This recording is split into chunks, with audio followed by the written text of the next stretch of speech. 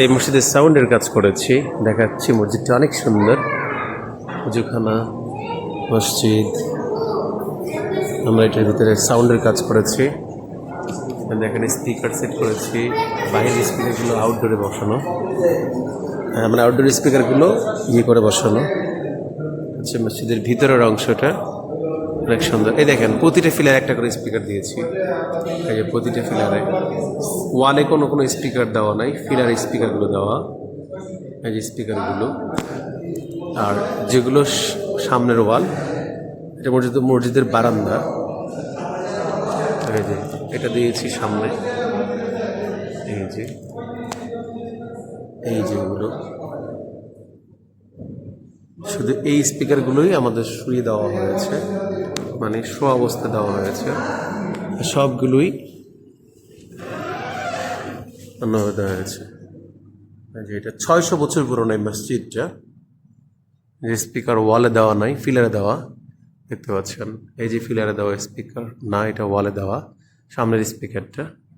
আর ইমাম সাহেবের দিক থেকে সোজা পিছনের দিকে এই স্পিকারটা দেওয়া হয়েছে।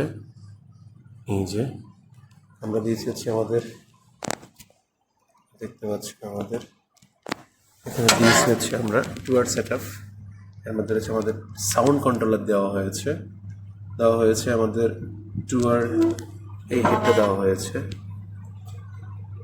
2240, মানে 240 ওয়াটের হেড এটা।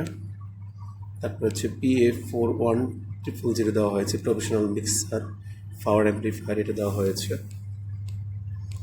তারপর এটা দেওয়া হয়েছে প্রফেশনাল মিক্সার পাওয়ার অ্যাম্পলিফায়ার PA1680TM, এগুলো দেওয়া হয়েছে। আলহামদুলিল্লাহ, অনেক সুন্দর সাউন্ড, অনেক সুন্দর সাউন্ড।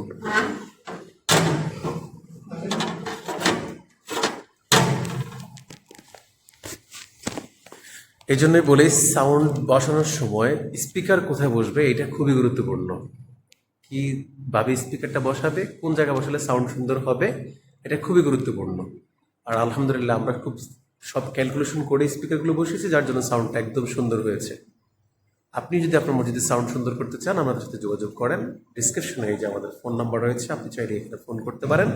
ফোন করে আপনার মসজিদের সাউন্ডটা সুন্দর করতে পারেন। কারণ আমার টার্গেট হচ্ছে বাংলাদেশের মসজিদের প্রত্যেকটা মসজিদের সাউন্ড সুন্দর হোক, মানুষ মসজিদমুখী হোক, মানুষ নামাজে আসুক, এটাই হচ্ছে আমার চাওয়া। দেখা হবে নেক্সট কোনো ভিডিওতে। আল্লাহ হাফিজ, আসসালামু আলাইকুম।